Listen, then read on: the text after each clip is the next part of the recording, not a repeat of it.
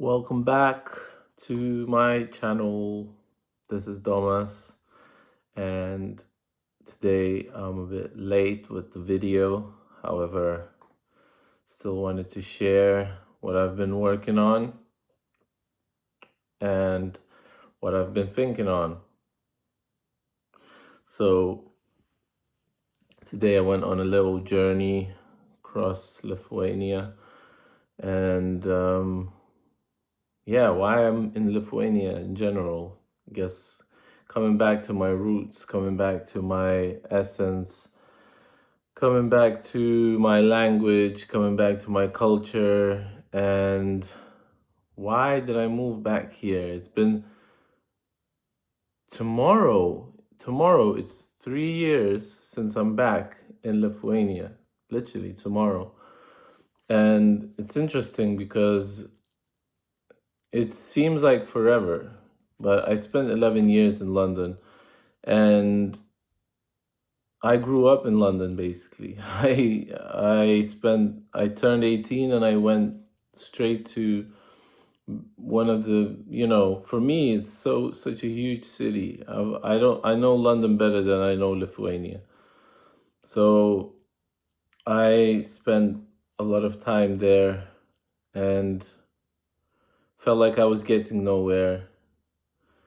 Although I did a lot of skateboarding there, I did a lot of amazing things there, and I met a lot of amazing people, but there was something always missing. There was something that was lacking, and I didn't know what it was until I came back here and started to look, because I stopped when I was in London. I stopped drinking for the last, I don't know, 8 months that I was there, and things started to make sense. I'm like a person of extremes, so either I do something fully or I don't do it at all. So there was no like I'm gonna drink a little bit and I'll be fine. No, it was more like I'm either gonna drink all the time, or I'm gonna use drugs all the time, or I'm not gonna use them at all. But I mean, it wasn't all the time, but it was very often, and it was like continuously. It was like I would always have a beer. I would always skate with the beer. I would always, there was always something that that had to keep me going. So, I did that for a bit, and then I decided to, what I mean did that, I quit drinking. And when I quit drinking, I realized that there was no point for me to be in London, because my therapy is my art. So I felt like I could do art the most of the time when I was in Lithuania, because I had the space here and I had quite cheap rent. So I moved back here, and then for a long time I wasn't even picking up a paintbrush or a pen. I couldn't focus at all. So I started going to therapy, and when I started going to therapy, my therapist started to like point kind of the nudge me in the direction of creating again. So I started to create again. So that's why I moved back. That's why I'm here. That's why I'm talking to you, because having a YouTube channel for a long time, it was already my goal. But, what I want to say is you got to be, I've been talking about being grateful recently. And, you know, one of the things of being grateful is to understand where you are from and what you have to sort of give back, maybe to your surroundings. So I think me coming back here is like me saying that, I don't want to be a hypocrite and be like, I'm all for traditions, and, you know, I care for my grandparents and they're here, and I realized that I have to be here, you know, and in a selfish way probably too. So, you know, I have to be grateful for what I have. And what I have is me, my heritage, you know. So my heritage is here. When I go outside, I know that I'm supposed to be here. I know that I was born here. The weather is fitting me the most. When I went back to London after like a year and a bit, because I was so lost. I still am lost, but when I went back I realized like no way, like I couldn't move back because you know the money isn't everything. As much as I, you know, like I wasn't able to do videos like this when I was in London because I cared too much of what people thought about me, and I was so anxious, I was so self-conscious that I couldn't even, like I couldn't accept that I was from London, from Lithuania. I couldn't accept that I was from a small town. I couldn't accept all of the things which are me, you know? So I had to run away. I had to be somewhere else, to be somebody else.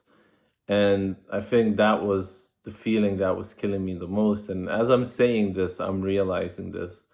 So why I moved back home is to get back to my core, you know, to my essence. And I feel it in my stomach. It's like I can be more honest with people now. I can say, you know, I'm anxious, you know, I'm nervous. That's why I did this and this. Oh, I'm on edge. That's what I did today. I kind of got mixed up, and instead of blaming somebody else, which I used to do a lot and I still do sometimes, but instead of blaming somebody else, I was like, no, it was my fault, you know, it was me getting nervous, getting anxious. That's why I mixed up the bus times, and you know, I'm sorry. I didn't trust somebody basically, and you know, I admitted it after like an hour of just sitting there with myself. But you know, I guess that's what the most important thing is being honest with yourself, you know, and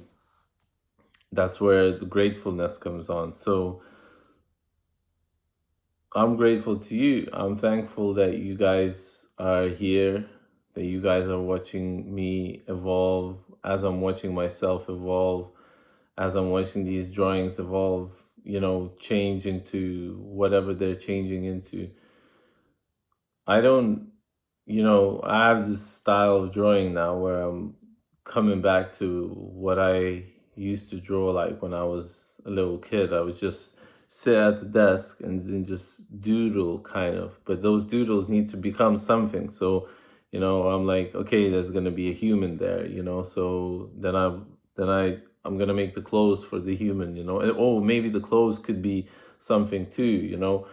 And then I started putting symbols and stuff or something in there. But usually it's just me wanting to draw, and I need to start form some sort of a concept. But I guess the concept will just form itself as I'm drawing things, as I'm doing it, because I don't know. I guess you got to do things in order to get somewhere, because only when you do it you can prove it to yourself that you've done it. You can look at it and be like, right, I've done this. I know what I'm doing. I know that this is me doing this. This is not somebody else doing this. This is not me going with somebody else's theory or, you know, advice or suggestion. This is my genuine authentic choice. And I always was like, as a kid, trying to be very independent and, you know, doubting myself continuously, but still doing the thing that you know, that I choose to do. And I would choose almost, it feels like the hardest path most of the time, but that's the authenticity, I guess. And I know I'm probably sounding a bit like, I don't know, big headed or cocky or whatever, but I don't know, as I'm speaking this, I'm getting these reflections as I'm sitting in my childhood room, basically. This is where I grew up. This is where I, yeah, formed all of my pictures. I don't know, this is where I did most of my work. And when I was in London, I was thinking about this room. I was like, just want to get back to that room. I don't know what it is, but I just want to get back there and get back into that work mode, that sort of continuous work mode. Because it was like a room where I could make a mess, and nowhere else I felt like I could make a mess. And now, as more time passes by, I'm like, you know what? I'm supposed to be in that room. I'm supposed to be doing something here. And doesn't matter what anybody else thinks. Doesn't matter what I think, actually, because I'm the one that's thinking most of these insane thoughts. Doesn't matter what I think. I need to be in this room because there's something in this room that I don't know. I know that there was other people living here before me, and there was a lot of people living here. It was my great grandparents lived here, and maybe there's some energy, maybe there's some forces here that I need to talk to and that I'm talking to, and maybe it's just my crazy thoughts, but they're coming from somewhere, so I need to follow them. So I'm super thankful to all of you who are coming and joining me on this journey. Um, just be yourself, be who you have to be, follow your heart, and follow it all the way through, as the late great MF Doom said. Because some people might not understand what you're getting at, what you're trying to convey, until you form a big enough picture so they get lost in it. That I'm adding this. So they get lost and they see, like, they have something to bounce off of, like, oh, well, he's doing this or she's doing this. She's singing, but she's singing about this, and then she's singing about, her feelings, and she's singing about how she was like, what is she doing? Why is she doing that? And then after a while, as they keep hearing you do this, and as they keep seeing you do this, they start to understand. But by the time they understood, you're already so far gone, you don't even care. And I think that's the most important thing, to not even care, to just, you're just doing it because you have to do it. And whoever's going to understand it, they will understand it. There's nothing to understand. That's the thing.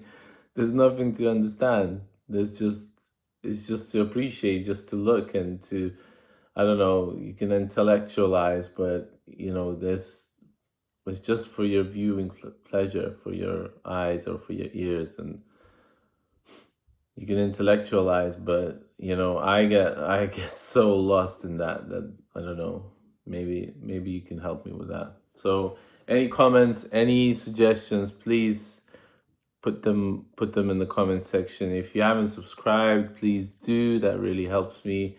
Like and share these videos. And as always, I'm super grateful to you. Thank you for being here.